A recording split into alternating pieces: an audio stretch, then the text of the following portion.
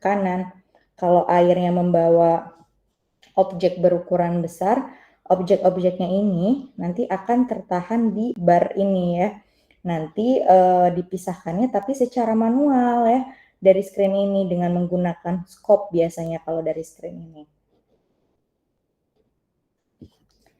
Nah ini gambarnya yang semi otomatis ya, kalau misalkan yang tadi ini dia nggak punya motor ya, tapi sedangkan yang ini dia punya motor ya. Jadi di sini ada motor, di sini ada 2 screen nih teman-teman lihat. Jadi di sini ada screen yang lagi kerja ya, kemudian ada screen yang lagi dibersihkan gitu ya, secara berkala. Jadi misal screen 1 ini udah penuh, di bawah ini akan diangkat ke atas dengan menggunakan motor ini, kurang lebih seperti itu. Jadi ini air limbahnya, terus dia nanti akan diangkat ke atas dengan motor ini ketika si padatan-padatannya sudah tertangkap di bagian screening ini. Nah kita lihat ya lebih jelasnya lagi.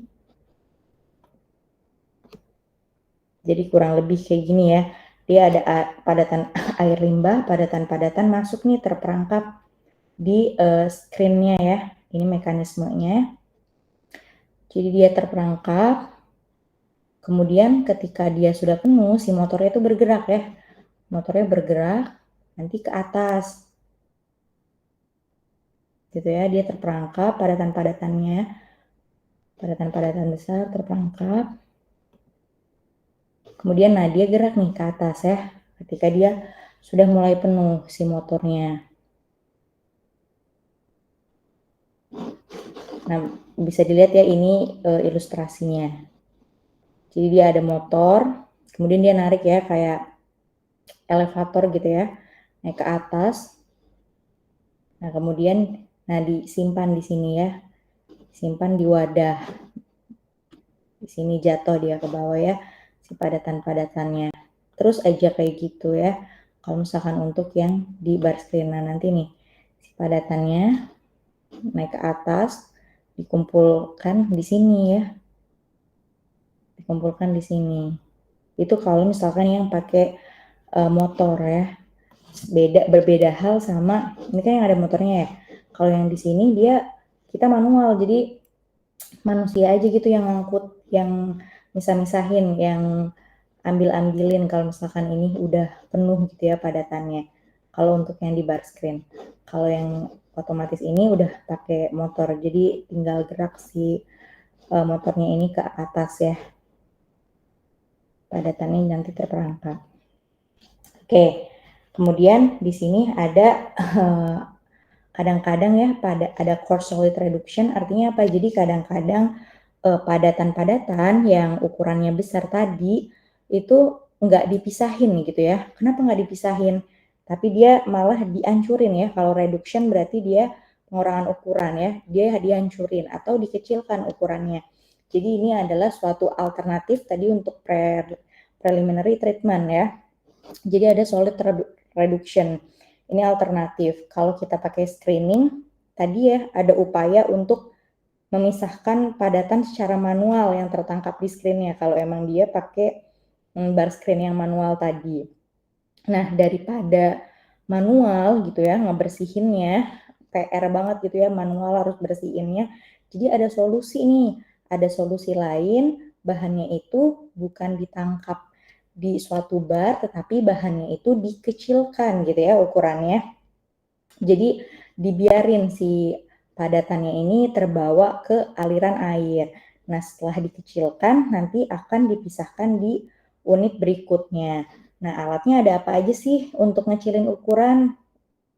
Ada kominutor ya, kemudian ada macerator, kemudian juga ada grinder. Ini kita masih bahas preliminary treatment ya.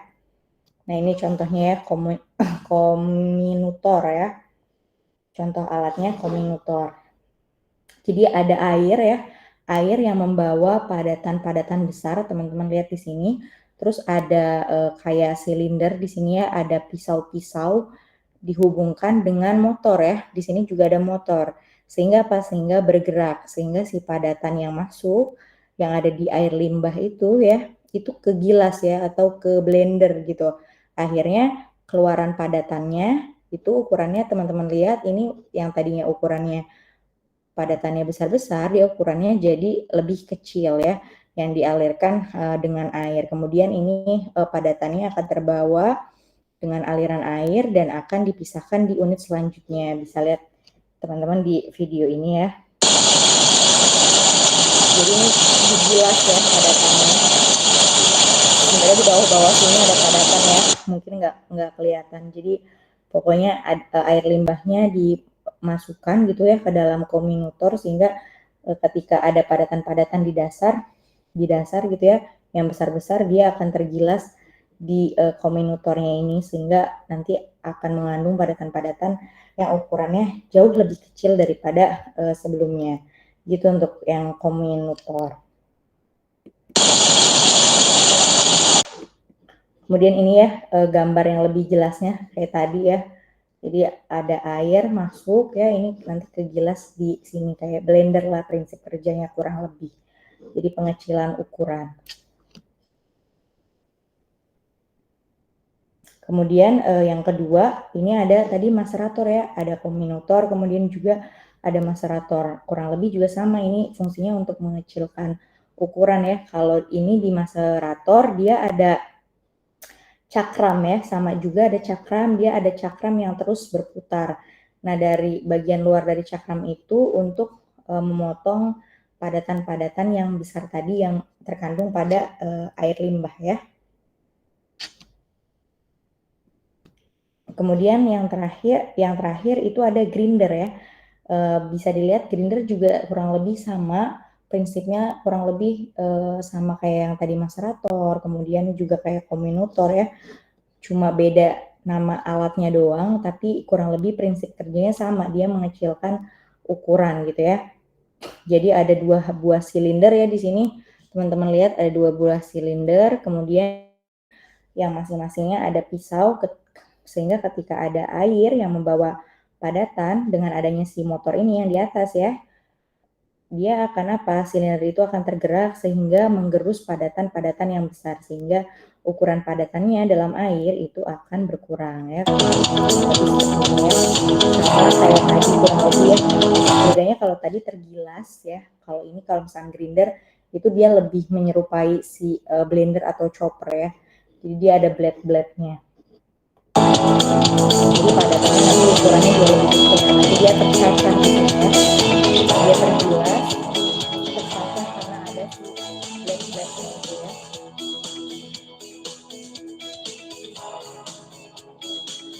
Nah kurang lebih gitu ya, ini yang paling mirip sama blender itu si grinder ini ya, karena ada si blade-blade-nya ini sehingga ukurannya nanti akan jauh lebih kecil.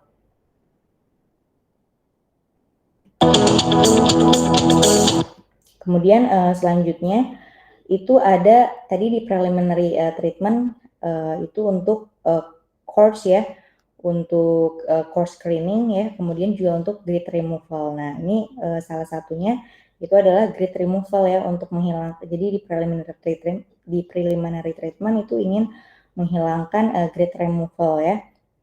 Grit removal itu apa gitu ya? Selanjutnya sand itu kan pasir ya, kalau misalkan grit itu apa? Sand itu pasir, grit itu padatan yang lebih kecil daripada pasir ya. Jadi sand itu pasir, grit itu padatan yang lebih kecil daripada pasir, tetapi masih bisa diendapkan gitu ya. Jadi di sini grit itu biasanya dipisahkan, dilewatkan dalam chamber ya, dalam chamber atau channel dengan mengatur debitnya sedemikian rupa sehingga sehingga padatannya ini atau si grit atau sand ini akan mengendap dalam saluran. Nah, padatan yang telah mengendap ya, ini akan diambil. Mengapa grit ini perlu ya dalam proses padatan besar itu bisa merusak peralatan selanjutnya gitu ya, di unit selanjutnya kalau dia nggak dipisahin karena padatan-padatannya cukup besar. Nah kalau misalkan pasir sama grit ya, kenapa sih harus dipisahkan? Karena kalau misalkan dia nggak dipisahkan ya, dia akan menyebabkan yang namanya abrasion atau abrasi. Nah, misalnya kalian tuh punya pompa, kan kalau misalkan di pompa ada bagian-bagian yang berputar ya. Nah, jadi di situ kalau misalkan air limbah kalian itu mengandung sand dan grit, itu dia lama-lama akan tergores ya, dia akan menyebabkan abrasi. Jadi logam yang ada di pompanya ini akan tergores lama-kelamaan. Sehingga apa? Sehingga menyebabkan si abrasi ini. Kemudian selanjutnya apa? Jika si sand dan grit ini tidak dipisahkan, dia akan mengurangi potensi terbentuknya endapan ya. Dia akan membentuk heavy deposit atau mengurangi potensi terbentuknya endapan baik di pipa maupun di saluran. Kalau misalkan nanti air limbah kalian ternyata mengandung sand dan grit, kemudian kalian tidak memisahkan, itu akan mengendap ya, mengendap di pipa atau mengendap di saluran. Maka dari itu kalian juga perlu memisahkan partikel-partikel kecil, tidak hanya partikel-partikel besar yang ada di air limbah, teman-teman. Oke, untuk gambarannya ya, jadi ini ada ceritanya, ada IPAL ya, instalasi pengolahan air limbah. Ini di IPAL Sewon ya, di Bantul, di Jogja. Jadi di sini teman-teman lihat ada bar screen ya. Kalau tadi bar screen ini untuk memisahkan padatan-padatan yang besar. Kemudian kalau yang ini yang grid chamber ya tadi ya, salah satunya karena tadi sand and grit ini biasanya diendapkan di chamber ya. Jadi ini untuk mengendapkan si sand and gritnya. Pertama apa? Pertama dia memisahin padatan-padatan yang besar ya dengan bar screen. Kemudian airnya dilalui menuju si chamber. Nah si chamber tuh ini ya, si chambernya yang ini. Nah kita lihat jelas ya di sini, teman-teman bisa lihat jelas sebenarnya di dasar-dasar chambernya ini dia ada endapan pasir ya. Bisa teman-teman lihat di dasar chamber ini, di bawah airnya, di dasar banget dia ada pasir-pasir yang mengendap yang kecil-kecil ya. Nah, selang yang warna hitam ini, teman-teman lihat ya, di sini ada selang.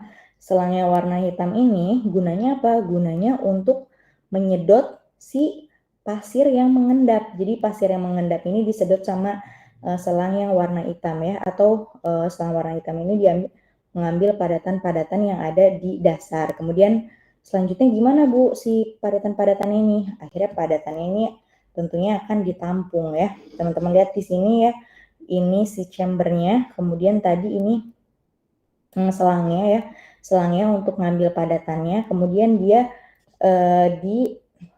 dialirkan ya, dialirkan ke lahan yang sebelah kiri ini. Dia nyedot padatan-padatan yang ada di permukaan si chamber, kemudian dia mengalirkan ke bagian lahan sebelah kiri sini. Nah, ini teman-teman lihat ya.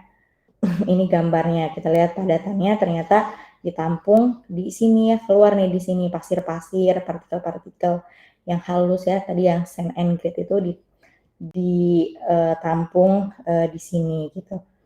Terkait preliminary treatment, ada yang ingin ditanyakan sebelum kita next ke primary treatment? Halo, jelas terkait preliminary? Siapa ini? Silakan sebutkan namanya. Permisi Bu, suara saya bisa kedengeran Bu? Oh ya, bisa. Siapa ini? Hasbi Bu, dari Oh, kelas RB Hasbi. NIM Oke, 064. Hasbi. Ya, Hasbi. Gimana, Saya Hasbi? mau tanya Bu, buat yang sand and grit removal ini kan sebenarnya prinsipnya sedimentasi juga Bu. Nah, sedangkan kan seperti bagaimana yang kita tahu, ada salah satu tahapan di pengolahan air yaitu yang koagulasi sama flokulasi itu Bu. Nah, itu kan prinsipnya sedimentasi juga Bu. Ya, Hasbi. Nah, itu kan prinsipnya sedimentasi juga, Bu. Apakah si koagulasi dan flokulasi ini dikategorikan juga sebagai sand and grit removal di preliminary treatment ini, atau koagulasi flokulasi itu ada di treatment yang berikutnya, Bu? Oke, terima kasih Hasbi pertanyaannya. Jadi sebenarnya sama ya tadi yang chamber, benar kata Hasbi, prinsipnya hampir mirip-mirip nih sama sedimentasi, ada sedimentasi. Bedanya kalau misalkan sedimentasi biasanya dia diendapkan dalam waktu yang cukup lama gitu ya, cukup beberapa waktu lah ya, beberapa waktu, kemudian juga ada penambahan vlog atau koagulan. Nah, kalau misalkan terkait sedimentasi itu di tahapan selanjutnya yaitu tahapan primary treatment itu dengan menggunakan teknik sedimentasi gitu ya Hasbi ya. Jadi sedimentasi ini beda treatment dengan preliminary treatment seperti itu Hasbi. Jadi nanti akan kita bahas selanjutnya di primary treatment. Baik Bu, terima kasih Bu. Ya, oke. Kemudian selanjutnya tadi ada yang raise hand lagi selain Hasbi? Ada lagi nggak tadi yang raise hand? Nggak ada ya? Tidak ada Bu, Oke. Mas B doang. Oke, terima kasih. Oke, selanjutnya di sini kita bahas ya yang tadi Hasbi sudah singgung gitu ya. Ada sedimentasi atau primary treatment. Tadi ada preliminary, kemudian yang kedua ini ada primary treatment. Jadi untuk primary treatment itu masih hubungannya dengan padatan ya. Jadi masih menghilangkan padatan, tapi sistemnya beda. Sistemnya di sini dengan pengendapan ya. Seperti yang kita tahu kalau misalkan pengendapan atau sedimentasi itu ada yang secara natural ya, dengan apa? Dengan memberi waktu yang cukup gitu ya, agar padatannya itu lama-kelamaan akan mengendap ya.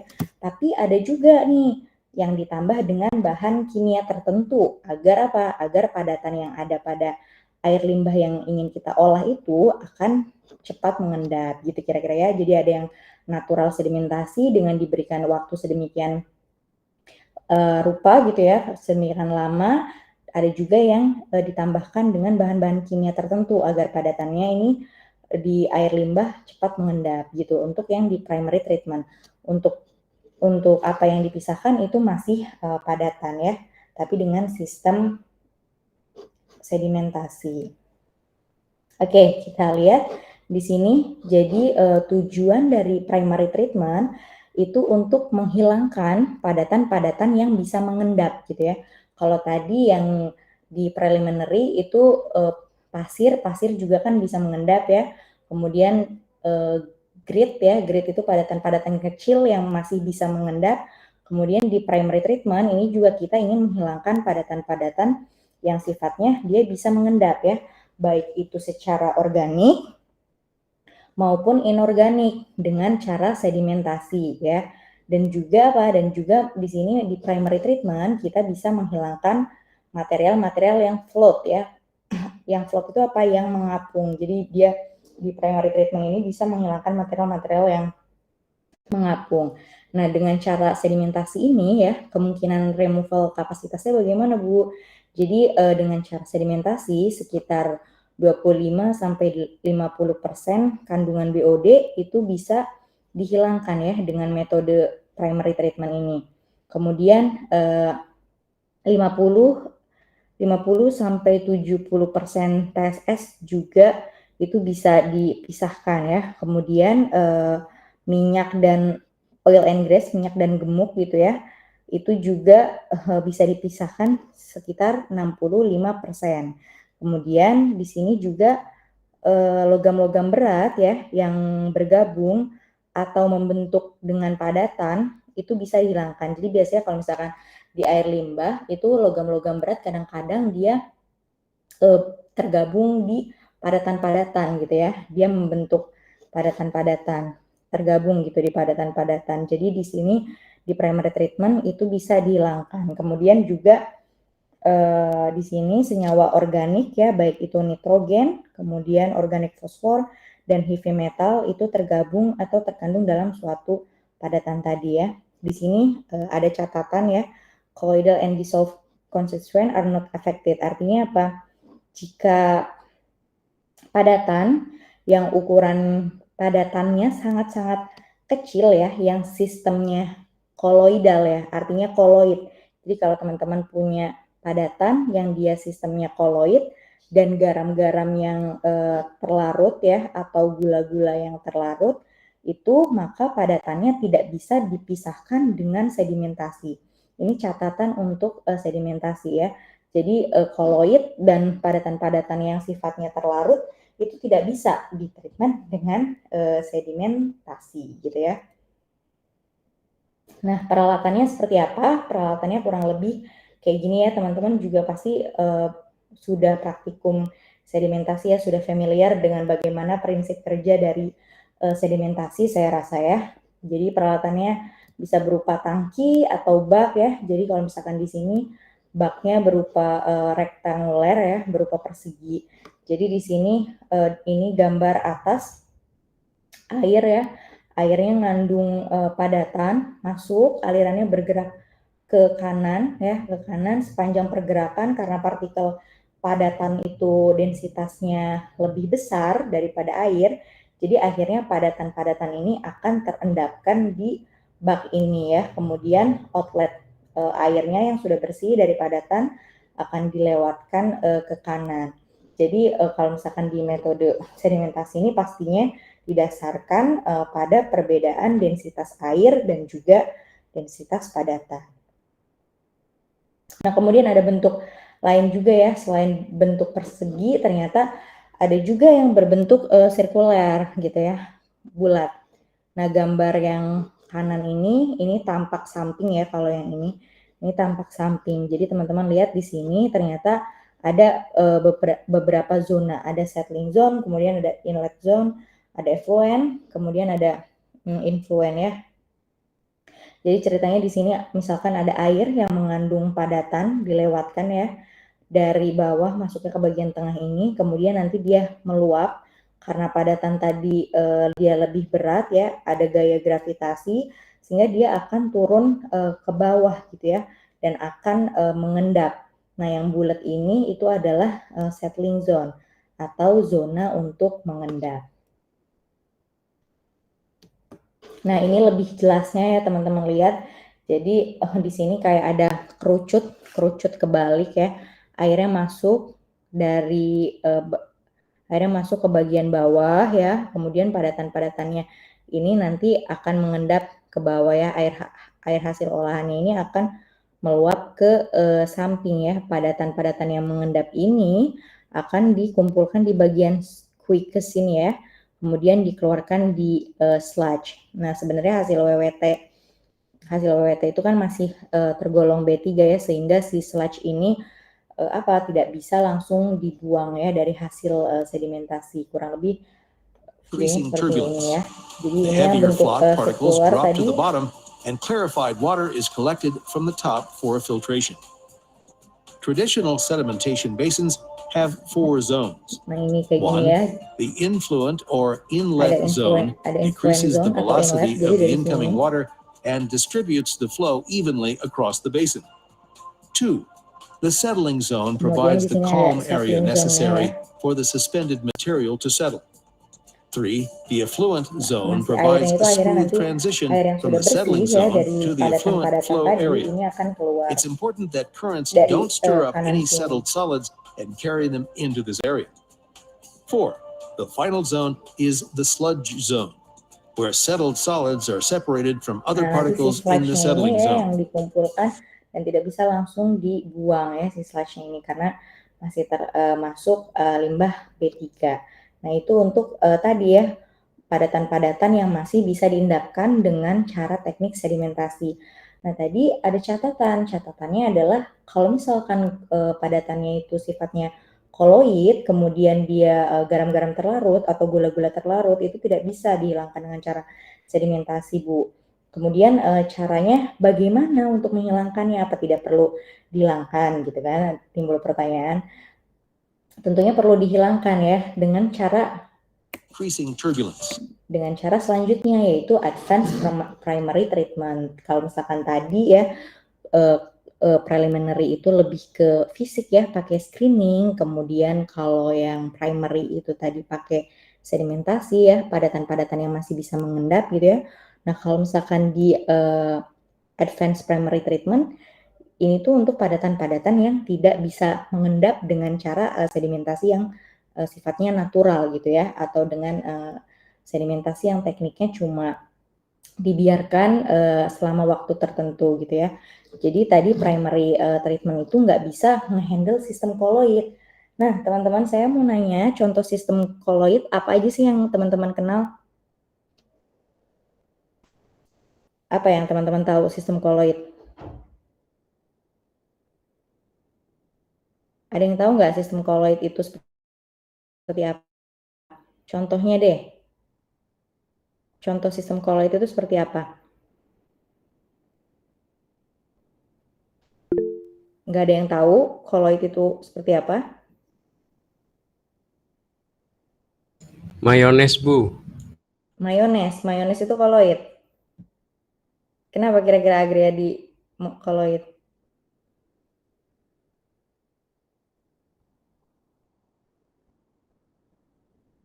Agriyadi? Tadi Agriyadi bukan sih yang jawab?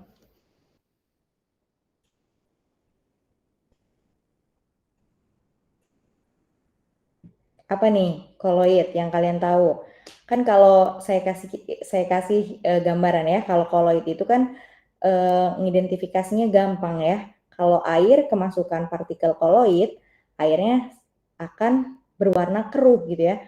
Walaupun dibiarkan lama, itu si airnya nggak akan berubah warnanya. Kira-kira dari penjelasan saya barusan, kebayang nggak sistem koloid itu contohnya apa?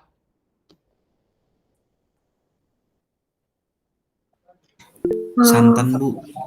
Santan. Santan, Bu. Terus apa lagi? Susu, Bu, susu. Susu. Terus apa lagi? Tinta, Bu. Tinta. Terus apa lagi? Cat, Bu. Apa? Kecap. Oke. Cat, Bu. Terus? Cat, Bu. Kalau cat. Cat. Terus? Gelatin, Bu. Gelatin. Gelatin itu lama ya kalau di air ya.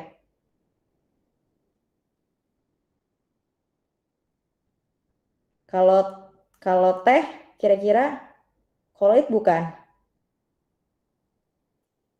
Kalau teh koloid bukan? Hah?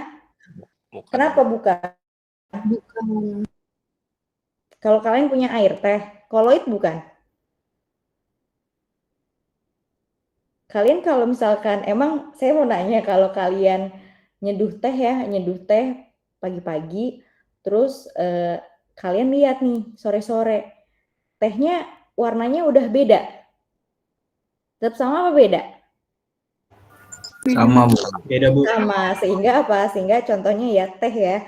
Teh juga salah satu contoh. Jadi kebayang ya sistem koloid itu jadi misalkan air, gampangnya dibayanginnya gini pokoknya.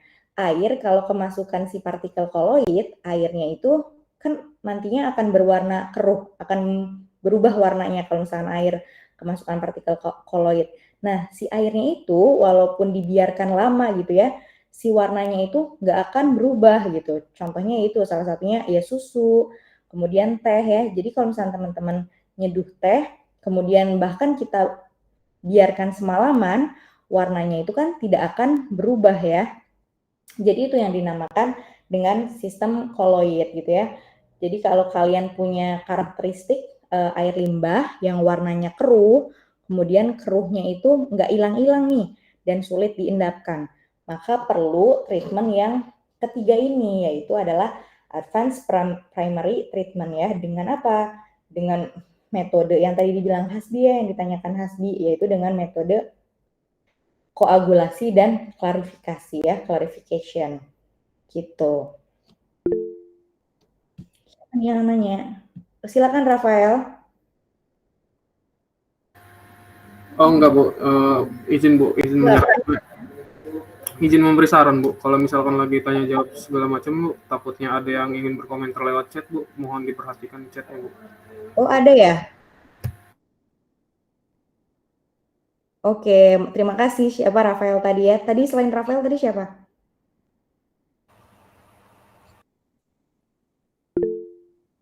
Zahra ya. Kenapa Zahra?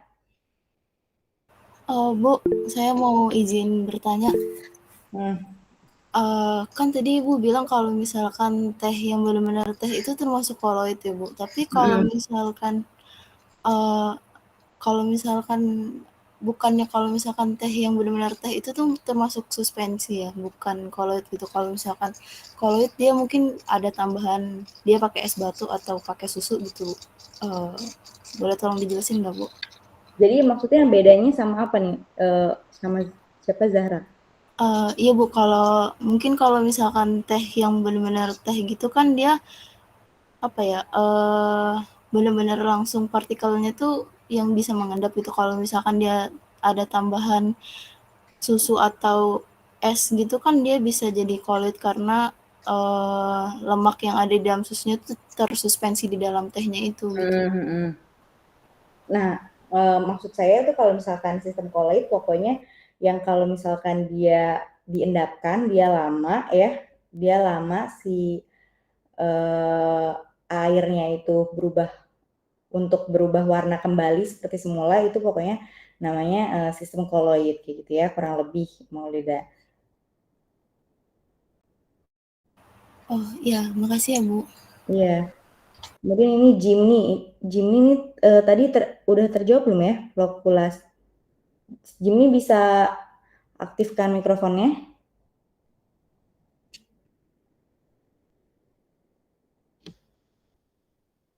Untuk Jimny.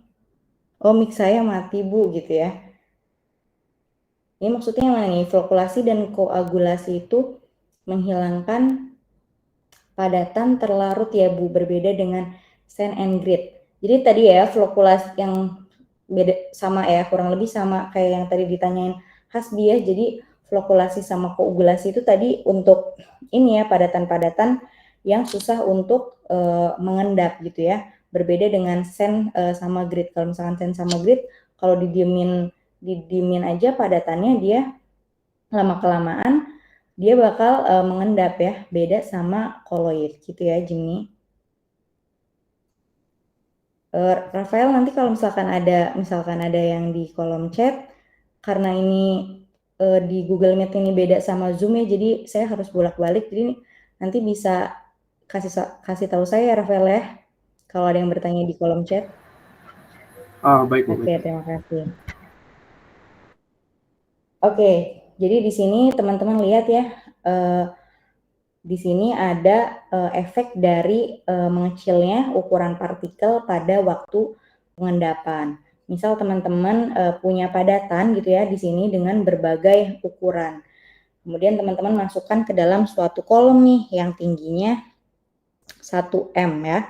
1M. Nah, kalau yang kita masukkan partikelnya berukuran 10 mm ya, maka yang terjadi partikel tadi ya atau kerikil tadi itu ternyata bisa mengendap sekitar 0,3 detik ya. Jadi tidak ada 1 detik. Nah, kemudian misal ada pasir ya yang kasar, yang lebih kasar, ukuran diameternya 1 mm, ternyata dia butuh waktu 3 detik ya agar bisa ke dasar kolom. Kemudian ada juga debu ya, debu yang sangat halus. Debu yang sangat halus dia butuh waktu 38 detik ya agar sampai di dasar kolom. Sehingga apa? Dapat disimpulkan, semakin kecil ukuran partikel gitu ya, maka waktu yang diperlukan untuk pengendapan maka akan semakin besar gitu. Kenapa? Karena apa? Karena partikelnya masih relatif besar. Karena yang berperan itu gaya gravitasi. Ketika ukurannya kecil ya, maka akan ada properties lain. Seperti apa? Seperti surface properties ya, tegangan muka, electrostatic force, gaya tarik menarik, listrik. Jadi lebih dominan ya. Jadi karena ukurannya partikelnya sangat kecil, surface properties-nya ini lebih dominan daripada gaya gravitasi. Maka dari itu partikel yang sangat kecil ini lebih sulit untuk diendapkan ya, karena ketika partikel itu terendapkan ke bawah, kemudian ada partikel lain karena ada perbedaan muatan ya, maka padatan itu akan naik ke atas lagi sehingga sulit diendapkan dan membutuhkan waktu yang sangat lama untuk pengendapannya. Oke, di sini ada colloid system ya.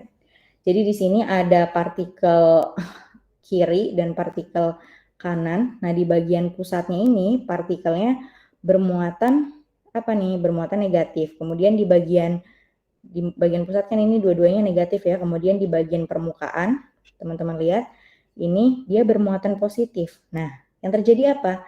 Ketika kedua partikel ini yang ukurannya sangat kecil, dia saling bergerak nih, saling bergerak mendekat. Maka apa? Maka pada saat yang bersamaan akan muncul dua gaya ya, ada attraction dan repulsion. Jadi ada gaya tarik-menarik dan juga gaya tolak-menolak gitu ya, di mana ada yang muatan positif, negatif, saling tarik-menarik, kemudian muatan negatif-negatif itu dia saling tolak-menolak ya. Jadi kalau di sini gaya tarik-menariknya itu adalah apa? Antara inti bagian dalamnya ini dengan bagian permukaan ya, karena beda muatan dia saling tarik-menarik nih, muatannya beda. Tapi teman-teman lihat pada bagian permukaan ya, permukaan kedua partikel ini dia akan saling tolak-menolak. Kenapa? Karena muatannya sama ya, sama-sama positif. Kemudian kita baca ya di bagian sini. Ternyata untuk sistem koloid ya, gaya tarik menariknya di sini ya, itu apa? Gaya tolak menolak gitu ya, gaya tolak menolak lebih besar ternyata daripada gaya tarik menarik. Jadi untuk di sistem koloid, tolak menolak lebih besar daripada gaya tarik menarik. Sehingga apa yang terjadi? Ketika ada dua partikel ini ya, kemudian dia berdekatan, ketika partikelnya itu udah mulai terendapkan ke bawah ya, ketika si partikelnya ini mulai turun ke bawah, ketika ada partikel lain yang muatannya sama, maka yang terjadi apa? Muatan yang tadinya mau turun ke bawah ya, itu akan naik lagi ke permukaan. Sehingga apa? Sehingga dikatakan sistemnya itu stabil ya. Makanya dikatakan kalau misalkan koloid itu merupakan suatu sistemnya stabil gitu ya, sulit untuk diendapkan karena memiliki sifat yang stabil. Karena tadi ya, karena dia sama-sama tolak menolaknya itu lebih besar. Dia mau turun ke bawah karena ada partikel lain yang muatannya sama, partikel ini malah naik lagi ke atas gitu ya. Jadi maka dari itu kita perlu apa? Kita perlu merusak ya. Kita perlu merusak sistem kestabilan dari koloid ini. Jadi akhirnya apa? Kestabilan dari koloid ini nantinya akan kita ganggu gitu ya, bahasa mudahnya. Nah, kita lihat nih ya. Jadi dia partikelnya bermuatan negatif sebenarnya. Tapi apa? Tapi permukaannya dikelilingi oleh ion-ion positif. Jadi ion-ion positif yang terjerap di bagian permukaan ini akhirnya apa? Tidak cukup untuk menetralkan muatan negatif yang dimiliki partikel ini, karena muatan negatifnya lebih banyak ya. Akibatnya apa? Akibatnya keseluruhan partikelnya memiliki muatan negatif ya.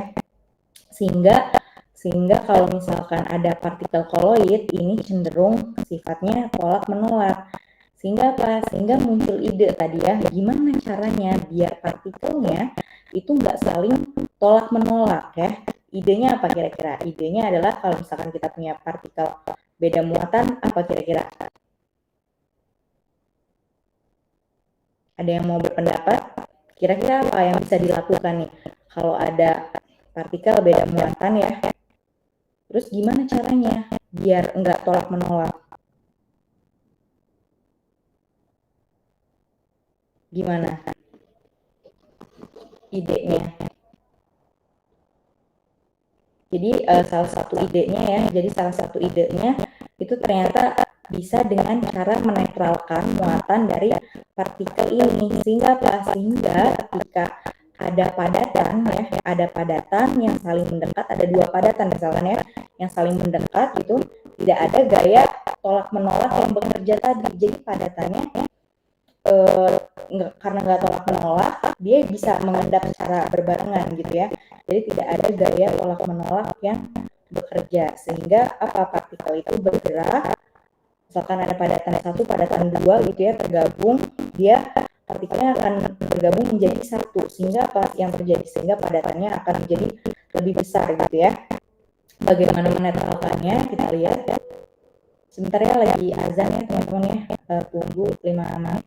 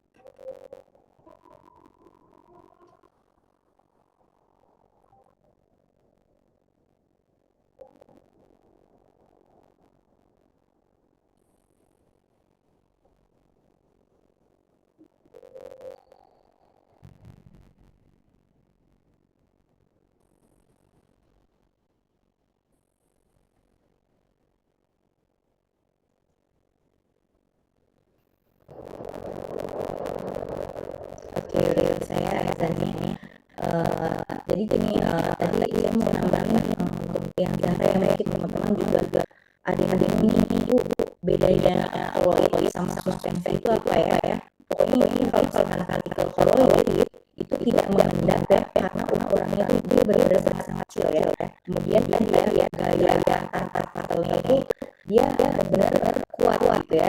Kemudian kalau misalkan suspensi ya, kalau misalkan partikel suspensi itu dia masih bisa mengendap gitu, karena ukurannya masih lebih besar gitu. Jadi ukurannya dia lebih besar dari ukurannya lebih besar daripada kalau itu benar-benar dia susah untuk mengendapkan gaya antar partikel tersebut kuat, sedangkan pada suspensi itu dia masih bisa mengendap gitu ya.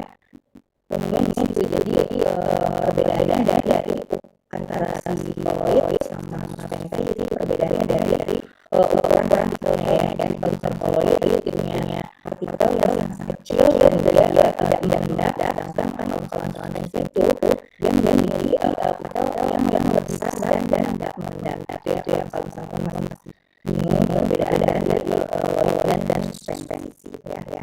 Oke, kita lanjutkan ya. Jadi tadi kita sampai mana ya, sampai koloid selection ini ya. Jadi tadi ya harapannya itu tadi sampai sini ya. Tadi koloid stabilization. Ya. Jadi tadi ternyata gimana caranya biar nggak tolak itu intinya dengan cara melakukan tambahnya dari kalimat sehingga nggak pada itu saling tepat ya, tidak ada tolak yang bekerja sehingga ketika partikelnya itu datang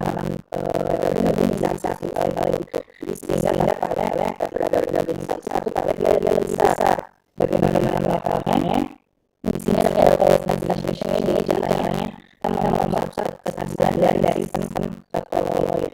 Jadi cara ini itu dengan menambah partikel ya. Teman-teman lihat di sini kita bilang ada positif ada ion plus. Kemudian ternyata di sini muncul ini ya.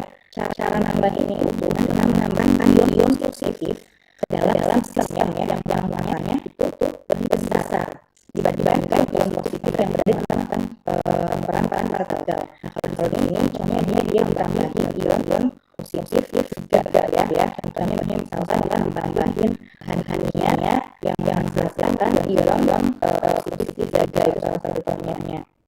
Sehingga apa yang terjadi? Sehingga ion-ion yang merupakan positif ini lebih besar. Ketika dia lebih besar, maka ini akan lebih kuat ya ditarik oleh partikel yang bermuatan negatif ini. Sehingga apa? Sehingga permukaan ini ya akan terjadi ion bermuatan positif juga. Karena permukaan muatannya ini bertambah, yang tadinya ion plus doang jadi ion positif ya harapannya itu apa harapannya sistem menetralkan muatan negatif yang ada di inti partikel itu ya. Jadi harapannya bisa netralin muatan negatif partikel itu, sehingga karena muatannya sama muatannya akan netral. Yang terjadi apa? Ketika partikelnya netral, maka tidak akan terjadi penolakan ya. Jadi tidak akan ada gaya tolak-menolak. Dan ketika partikel satu dengan partikel lain itu bertemu ya, partikel satu dengan partikel lain ini akan bergabung ya, akan bergabung menjadi ukuran partikel yang lebih besar. Nah, akibatnya apa? Ketika partikel itu besar ya, sehingga yang terjadi apa? Dia bisa lebih cepat untuk diandalkan. Jadi kira-kira prinsipnya dari pengendapan sistem koloid. Nah, kemudian cara lainnya bagaimana daripada menetralkan ya? Daripada menetralkan, apakah ada cara lain? Nah, ada ya. Jadi cara lainnya itu dengan menambahkan polimer misalnya ya, polimer dalam suatu sistem koloid. Jadi di sini menggambarkan ya analogi yang cukup panjang tentang polimer ya.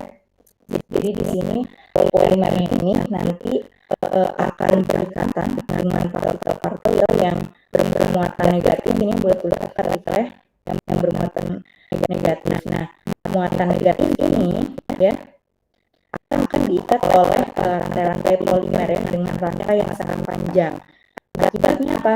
Karena disambungkan si sistem koloid ini disambungkan oleh polimer ya, ditambahkan oleh polimer, akhirnya partikel-partikel ini akan membesar ya, sehingga ketika partikelnya itu akan membesar satu sama lain ya, partikel ini akhirnya akan lebih mudah untuk mengendap gitu ya. Jadi kalau misalkan yang tadi ini idealnya adalah ditambahkan ion positif 3, sementara yang ini juga bisa ditambahkan dengan polimer gitu untuk mengganggu sistem kestabilan dari koloid ya. Jadi itu adalah prinsip-prinsipnya ya teman-teman, harus mengerti itu prinsip-prinsipnya dari sistem-sistem koloid. Jadi kita lihat dalam prakteknya seperti apa.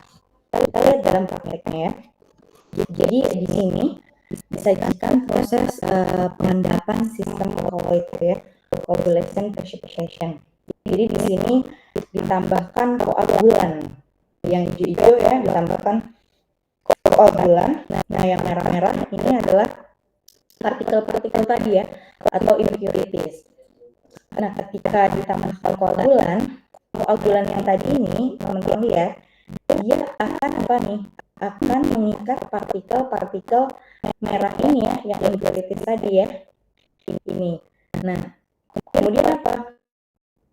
Karena ukurannya besar, karena dia bergabung ya, karena dia mengikat ukuran merah kemudian membentuk ukuran besar, akhirnya apa? Partikel merahnya ini yang tadinya sifatnya itu koloid, susah diendapkan, akhirnya dia bisa terendapkan ke bawah. Jadi di sini dibiarkan sebentar gitu ya, sehingga terjadi pengendapan dengan adanya penambahan koagulan. Itu kira-kira ya kalau misalkan dalam prakteknya. Nah, ini ada contoh unit koagulasi dan klarifikasi gitu ya, atau clarifier. Jadi ini di sini ya proses terbentuk vlog dengan penambahan koagulan ya. Jadi di sini ada air yang contain colloid partikel yang mengandung partikel colloid ya. Jadi ada sistem colloid masuk dengan penambahan koagulan ya gitu ya. Dia diaduk dengan cara proses pengadukan yang sangat cepat ya, rapid mixing. Agar apa? Pengadukan yang cepat di sini. Jadi di sini pengadukannya cepat, itu dia agar partikel koagulannya saling bertumbukan gitu ya, saling bertumbukan atau berikatan dengan partikel colloid gitu. Kemudian airnya ini setelah dia masuk ke mixing tank, dia airnya ini akan dialirkan ke flokulator gitu ya. Akhirnya apa? Akhirnya lebih besar gitu ya si partikelnya.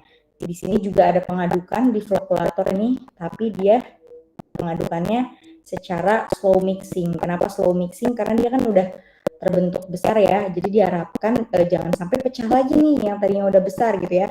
Jadi diharapkan flok-floknya ini dengan adanya slow mixing dia akan malah bertambah besar gitu ya, nggak pakai rapid mixing, beda sama yang tadi di mixing tank ini. Kemudian selanjutnya dari flokulator itu akan dialirkan ke clarifier ya, airnya ini akan diolah menuju clarifier. Jadi flok-flok yang besar tadi itu akan terendapkan ke bawah ya, sementara airnya ini akan meluap ya, dialirkan ke samping. Jadi dari gambar sini unitnya ada 3. Sebentar, ini ada yang masuk.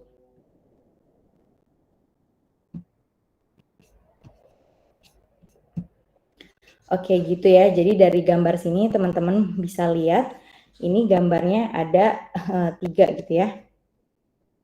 Oke, kita lihat nih alat yang ada di industri ya. Sebenarnya prakteknya itu bisa dilakukan di satu alat ternyata ya. Jadi di kiri ini teman-teman lihat, di kiri di sini ada air masuk ya, air masuk. Jadi di kiri ini ada rapid mixing ya, rapid mixing. Kemudian setelah itu di tengah ini itu ada slow mixingnya ya. Kemudian di kanan ini ada settling tanknya atau tangki sedimentasinya ya. Jadi kalau misalkan di industri koagulasi klarifikasi yang biasanya dilihatnya itu, kalau mungkin ini skala lab ya, skala labnya ini ada 3 unit gitu ya, ada mixing tank, ventilator, dan clarifier ya. Kalau di industri itu ternyata ada dalam satu alat ya, satu alat, tapi dia terdiri dari 3 proses atau 3 unit. Jadi seperti itu. Kemudian di sini teman-teman lihat ada tabel koagulan yang biasa dipakai ya. Ada lime ya, lime. Lime ini apa? Batu kapur ya, ada batu kapur. Kemudian juga di sini ada alum ya. Jadi di sini teman-teman lihat ada takarannya ya, ada dosisnya, kemudian juga ada pH-nya ya, ada pH-nya dan di sebelah kanan ini ada apa sih koagulan itu dipakai gitu ya. Misal ya teman-teman lihat di sini lime, komennya itu komen di sini tuh kapan gitu ya si koagulan lime dipakai, kalian nanti bisa baca. Jadi misal si lime itu cocok ternyata untuk apa? Untuk air limbah dengan alkalinitas yang sangat punya alkalinitas yang sangat rendah gitu ya. Kemudian apa? Dia punya kandungan variabel high variabel P. Jadi punya kandungan fosfor yang sangat bervariasi. Itu cocok kalau dia punya air limbah dengan kandungan seperti ini, dia cocok pakai koagulannya itu koagulan lime gitu ya. Beda sama kalau misalnya mau pakai alum. Kalau misalnya mau pakai alum itu air limanya karakteristiknya harus seperti apa? Jadi harus yang punya high alkalinity ya, dan low SPB gitu. Tadi ada lime, kemudian ada alum, terus juga ada FeCl, kemudian ada FeO4, kemudian ada polimer kationik ya. Kemudian ada anionic ya, ada clay juga ya, clay clay. Ini bisa teman-teman lihat ya. Di sini ada bagaimana si koagulannya itu dipakai, bisa teman-teman baca ya. sendiri ya. Bisa juga di sini ditambahkan polimer yang sifatnya kation-ionnya ya. Kation polimer ini bisa juga ditambahkan sebagai koagulan. Nah, tadi yang anionic ya. Oke. Sebelum masuk ke secondary ini, ada yang bertanya ya primary tadi ya. Kalau misalkan primary itu pokoknya ada ya primary tadi.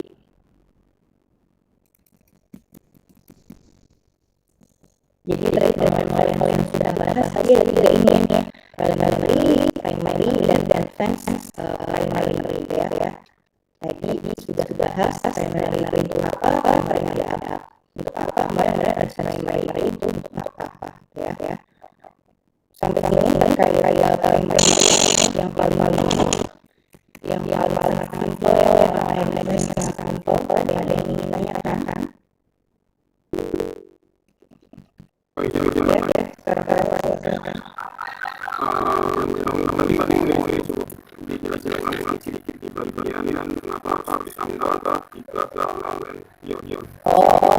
jadi ditambahin tadi ya untuk sistem tidak dilalui. Oke, kita baca ya. Jadi kita balik ke sini ya. Jadi kita lihat dari awalnya. Jadi kita lihat di partikel itu dari awal dari partikel dari harian. Jadi saran follow itu dia sisa tanariknya ya, gaya tarik itu lebih rendah daripada gaya kolom ya. Jadi kalau misalkan teman-teman punya partikel yang dia udah tendang ke bawah nih, udah tendang ke bawah, dia partikelnya panjangnya negatif ya. Kemudian dia ada partikel yang dia di atasnya biasanya mau menuju bawah ya, dia partikelnya juga negatif. Yang terjadi apa? Ketika dia ingin mengendap partikel yang nilai ini yang prosesnya dari bawah, dia nggak bisa sejauh bawah, karena dia sulit tendang. Nah, dia memiliki partikel yang sama ya, dia memiliki partikel yang sama, kemudian dia terjadi yang terjadi apa? Jadi ada vakuum ya. Nanti ada pola sehingga si partikel ini akan naik ke atas ya, dia sulit untuk mengendap karena kalau di sini sebenarnya sangat stabil ya, sangat stabil sehingga perlu untuk mengganggu sistem kestabilan dari koloid. Nah, tadi untuk mengganggu sistem kestabilan koloid itu ada 2, ada yang pakai bahan yang positif ya, ada juga yang pakai polimer ya. Nah, ini konsepnya ya. Jadi kalau ini dengan menambahkan ion positif di awalnya dia permukaannya positif ya di sini. Nah, dia nggak cukup untuk ngalahin muatan negatif di partikel yang tengah-tengahnya ya. Jadi ion positif yang tidak di bagian permukaan tidak cukup untuk menetralkan muatan negatif yang dimiliki partikel ini. Akibatnya apa? Keseluruhan partikel dia nggak netralin, keseluruhan partikel yang memiliki muatan negatif. Sehingga kalau ada partikel koloid ini dia tidak balik lagi untuk pola penolakan tadinya biar netral gitu ya, biar partikel ini saling mendekat gitu ya, saling mendekat, kemudian dia memiliki partikel yang besar tidak ada gaya tarik menolak, itu dengan cara netralin dengan cara menambahkan ion positif ya. Nah, ini dengan cara menambahkan ion positif yang tadi ini yang positif kan ada 1 terus ditambahin dengan cara memasukkan ion positif gitu. Jadi misalnya ditambahin ion positif 3 ya kalau di sini. Jadi ditambahkan bahan kimia yang akhirnya menghasilkan ion positif bermuatan 3. Nah, sehingga apa yang terjadi? Ion bermuatan positif 3 ini ya akan lebih besar ya, akan lebih besar daripada ion ini kan, daripada ada perangan ini yang lebih besar ya, ada ion positif 3 ini. Jadi dia lebih kuat ditarik oleh partikel yang bermuatan negatif ini gitu. Sehingga permukaan ini akan diisi oleh ion positif 3 karena muatan yang ini bertambah, nuansa si negatif ini ya, yang tadi dia nggak cukup netralin si partikel dengan negatif ini karena dia ion dia akhirnya bisa netralin nuansa negatif ya. Jadi si partikel ini nuansanya nggak negatif, jadi netral ya, karena nuansanya sama itu sama partikel itu nuansanya sama ya, kamu nuansanya sama artinya itu netral. Ketika partikelnya netral, maka yang tidak akan ada orang yang tidak atau istilahnya ada gaya orang di dalamnya ya. Jadi ketika partikel itu bertemu satu dengan partikel yang lain akan bertemu menjadi partikel yang lebih besar ya, yang besar. Ketika partikel itu yang besar akan lebih mudah dipindahkan. Itu kira-kira Rafael menjawab. Oke.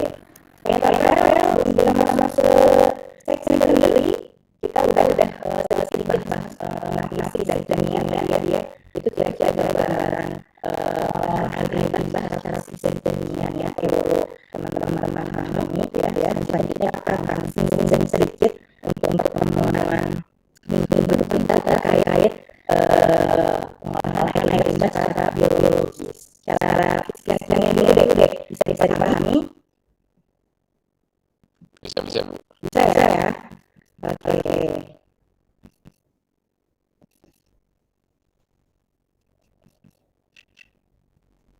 Oke, kalau bisa saya next ya.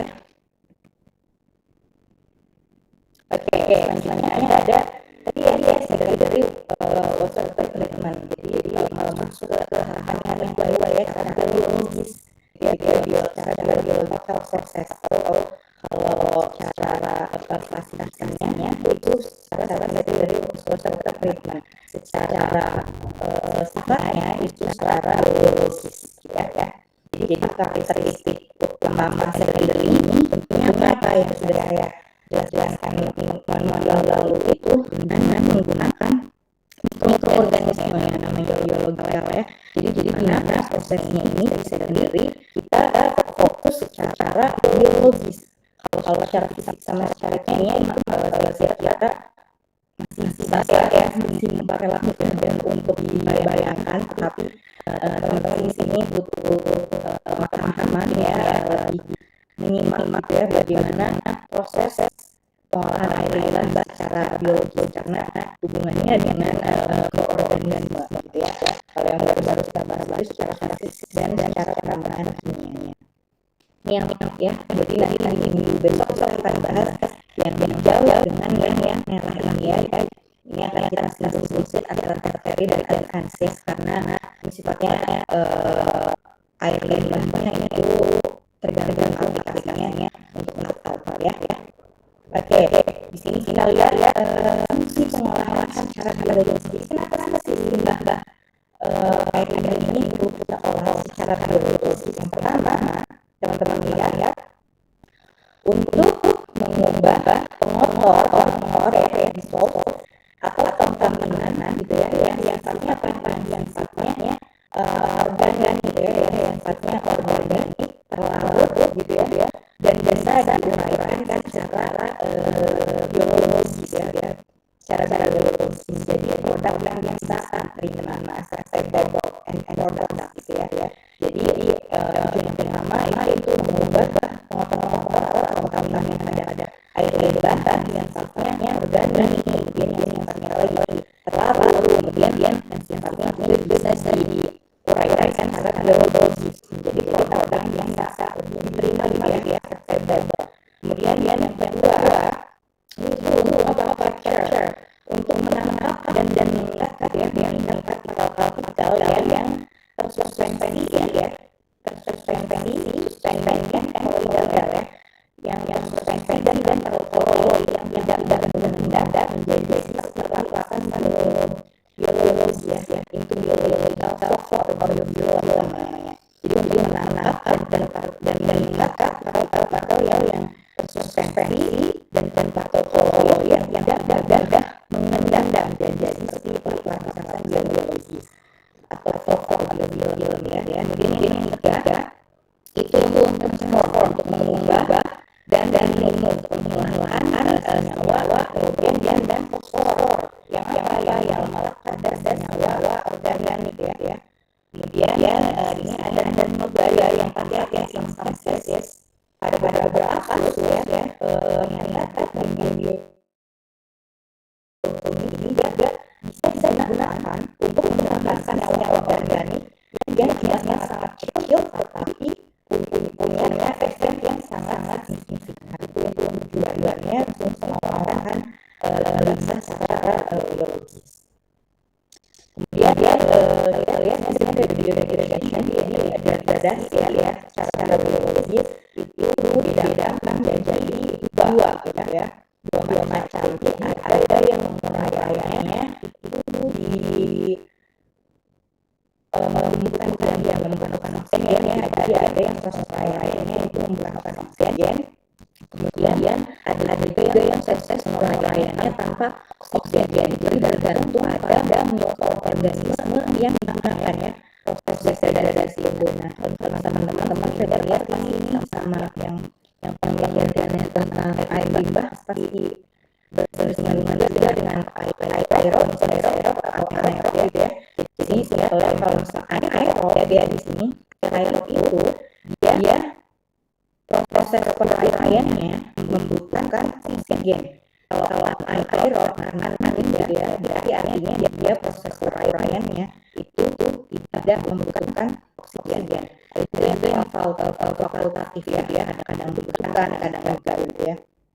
Nah, tiap klasifikasinya entah itu aerob atau anaerob itu memiliki mekanisme penguraian yang berbeda-beda gitu ya. Nah, mekanisme penguraian yang berbeda-beda ini yang nanti kita pelajari dan teman-teman mesti pahami gitu ya di proses pengolahan air limbah secara biologis gitu ya.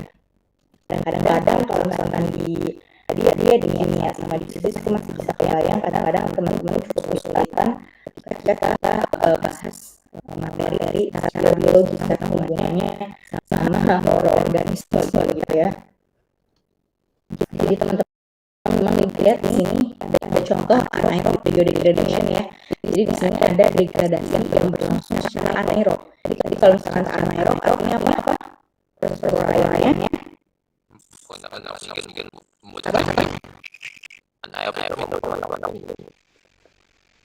anaerob itu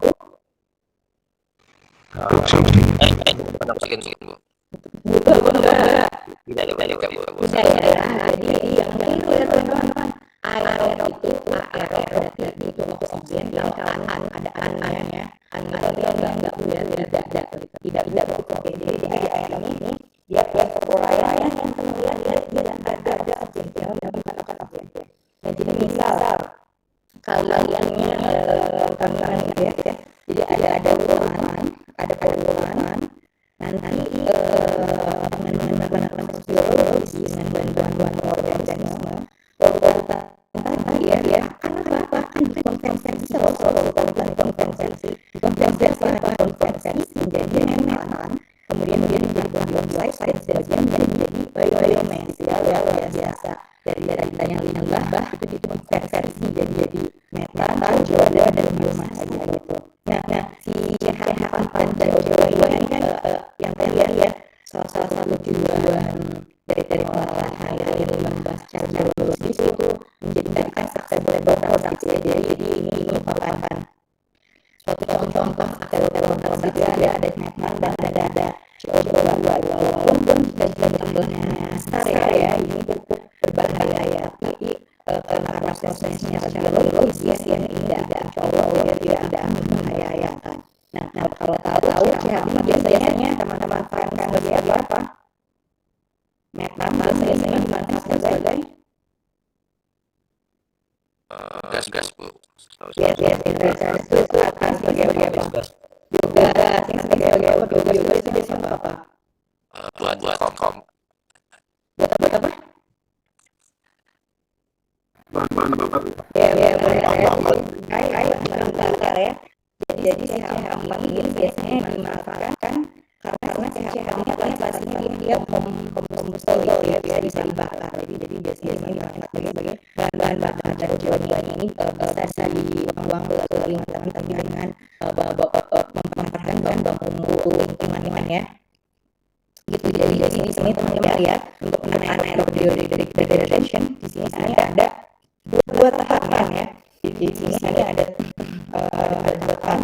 dari bawah, ada organic matter. Tahapan pertamanya sampai organic phase ya. Di tahapan pertama ini ada stage ya. Ini stage-nya ya, organic phase. Kemudian ini ada second stage. Jadi dia ada 2 tahapan anaerobic degradation. Jadi di tahapan pertama senyawa organiknya ini akan diubah menjadi senyawa asam yang sifatnya organik ya.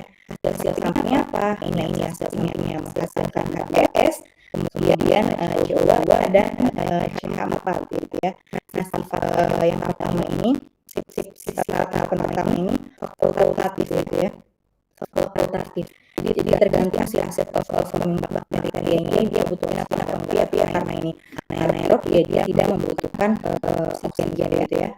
Kemudian proses selanjutnya ya dilanjutkan ke tahapan berikutnya. Jadi dilakukan metanforming bakteria yang punya sifat anaerob ya. Jadi metanforming bakteria kalau tadi anaerob bakteria dia sifatnya fakultatif ya, mengikuti si prosesnya. Kalau bakteri metanforming bakteria ini dia sifatnya anaerob, jadi tanpa oksigen gitu ya, dan prosesnya ini sangat sensitif terhadap pH gitu ya. Contohnya apa? Contohnya ini biasanya kalau teman-teman ada yang penelitian biogas ya, ini biasanya terjadi ini. Jadi di sini contohnya pada pembentukan biogas ya. Jadi ini di anaerobic degradation ini ada 2 tahapan. Tahapan yang pertama itu pembentukan asam organik ya. Yang kedua itu si asam organiknya ini ya perubahan dari asam organik menjadi si CH4 dan CO2 gitu ya. Tapi biasanya ya ada beberapa masalah gitu ya. Ada common problemsnya apa? Jadi ternyata ditemukan beberapa masalah organic shock loading. Artinya apa? Misalkan kalian punya air limbah gitu ya, air limbah ternyata si COD itu yang kemarin sudah kita bahas ya, chemical oxygen demand, COD-nya ternyata dia terlalu tinggi. Sehingga apa? Karena kita pakai sistemnya dengan bantuan mikroorganisme ya. Ketika kita berbicara tentang mikroorganisme pasti di situ ada bakteri ya, sehingga ketika air limbah mengandung COD yang sangat-sangat tinggi, itu organismenya itu jadi shock gitu ya, jadi kaget tiba-tiba gitu ya. Maka apa yang harus dilakukan jika teman-teman memiliki air limbah dengan kadar COD yang tinggi gitu ya, jangan langsung dimasukkan gitu ya. Jadi harus secara perlahan-lahan, sehingga apa?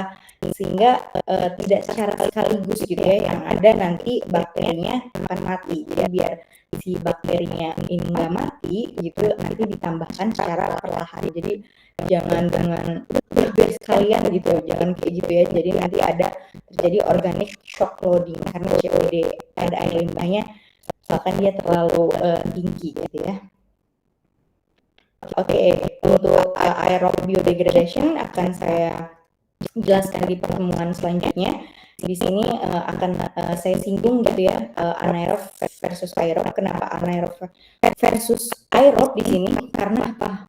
Di sini advantage aerob ya, keuntungan dari anaerob. Keuntungan dari anaerob itu merupakan kerugian dari aerob. Kemudian kerugian dari anaerob itu merupakan keuntungan daripada aerob gitu ya. Jadi di sini tabel ini bisa diklasifikasikan sebagai anaerob versus aerob ya. Ingat-ingat. Tapi di sini anaerob ya. Jadi ini keuntungan anaerob tetapi sebagai kerugian bagi aerob gitu ya. Kemudian ini kerugian anaerob berarti keuntungan bagi aerob, itu ya cara baca tabelnya. Nah, teman-teman kita lihat di sini. Jadi ternyata keuntungan dari anaerob kalau bisa dilakukan secara anaerob itu apa? Yang pertama, biaya operasinya rendah ya. Kemudian hasil slide yang dihasilkannya juga ada.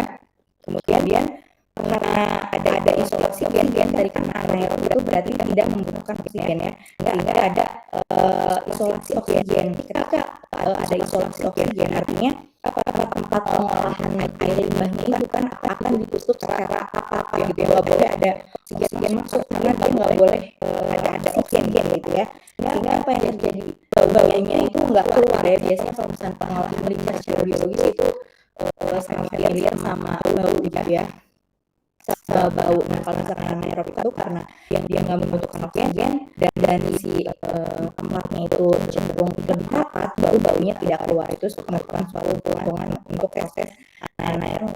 Kemudian sludge yang dihasilkan stabil, kemudian gas yang dihasilkan metan ya, metan dihasilkan di mana metan ini bisa dimanfaatkan sebagai bahan bakar ya, benar kata teman-teman.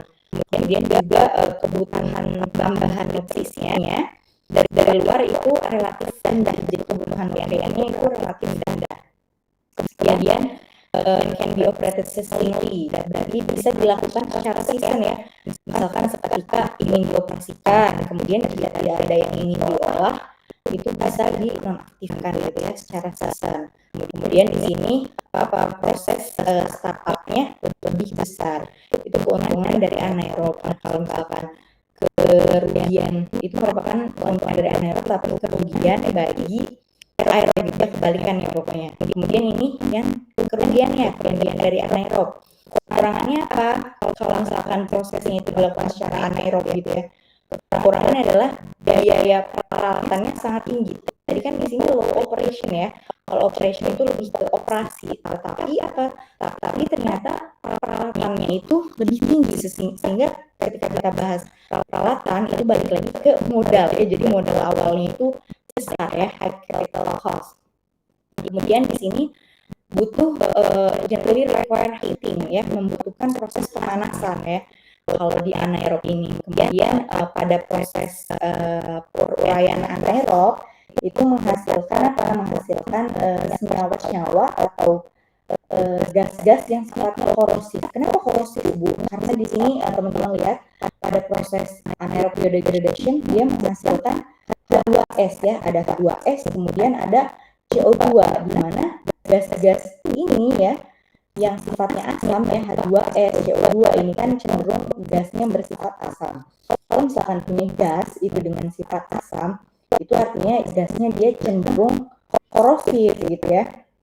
Kemudian selanjutnya ini dia ternyata kerugiannya tidak efektif untuk menghilangkan bakteri patogen gitu ya, dibandingkan dengan proses aerob. Jadi kalau misalkan teman-teman punya kandungan bakteri patogen, dia kurang efektif ya untuk dihilangkan kalau pakai cara anaerob. Jadi kalau misalkan teman-teman punya air limbah dengan kandungan patogen, lebih baik untuk memilih proses aerob gitu ya. Kemudian selanjutnya di sini dibutuhkan tambahan kapur ya, misalkan untuk mengatur pH gitu ya, untuk mengatur pH. Kemudian membutuhkan cukup lama ya. Di sini slow growth rate of anaerob ya, jadi membutuhkan cukup lama dalam penumbuhan mikroorganisme ya. Jadi apa yang terjadi, perkembangan biakan si mikroorganisme ini sangat lambat gitu ya, sehingga ketika perkembangan mikroorganisme ini sangat lambat, dia membutuhkan waktu yang cukup panjang ya, jadi slow growth rate. Jadi perkembangan mikroorganismenya itu sangat lambat, walaupun dia proses startupnya itu cepat. Jadi emang proses startup peralatannya itu cepat, tetapi kelemahannya di sini pertumbuhan si mikroorganismenya itu sangat lambat ya, sehingga membutuhkan waktu yang lebih lama untuk menumbuhkan si mikroorganisme ini kalau yang anaerob dibandingkan proses aerob gitu ya. Kemudian di sini metode anaerob ini digunakan only use ya as treatment for liquid waste. Jadi hanya dapat digunakan untuk limbah cair. Kurang lebih seperti itu ya untuk kita bahas lebih lanjut terkait secondary wastewater treatment gitu ya. Untuk sebagai pengantar di pertemuan kita terakhir ya sebelum ujian modul gitu. Dari sini ada yang ingin ditanyakan? Jadi ini untuk pengolahan air limbah secara biologis belum kita bahas semuanya ya, karena tadi baru dibahas anaerob. Aerob belum kita bahas bagaimana mekanisme degradasinya ya, dan lain-lain juga ada juga yang sifatnya anoksik gitu ya. Selain aerob dan anaerob ada juga yang anoksik gitu. Nanti kita akan bahas di minggu depan gitu. Ada yang ingin ditanyakan terkait kuliah kita malam ini? Jelas semuanya? Jelas? Jelas, Bu. Jelas ya? Jadi saya harap gitu ya. Oke, terima kasih Hanifah. Jadi saya harap teman-teman tadi tidak hanya mendengarkan tetapi mencatat gitu ya, bagaimana prinsip-prinsip kerja dari peralatannya, kemudian bagaimana tadi prinsip dari sistem koloid ya, gitu. Jadi seperti itu agar lebih memudahkan pemahaman teman-teman ya ketika nanti teman-teman review materinya lagi untuk ujian modul kita di pertemuan ke-5 gitu. Oke, jika tidak ada yang ingin ditanyakan, kita absen ya, kita belum absen ya. Ini yang hadir ada 121.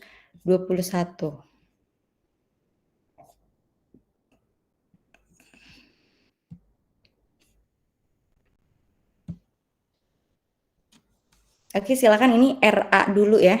RA bisa scan. Silakan.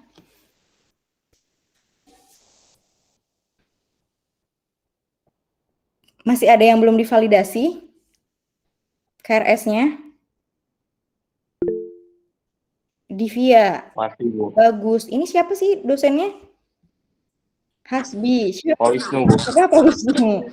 Oh, bapaknya kenapa nggak mau memvalidasi kalian? Sudah diingatkan kalau misalkan validasi sudah terlewat waktunya?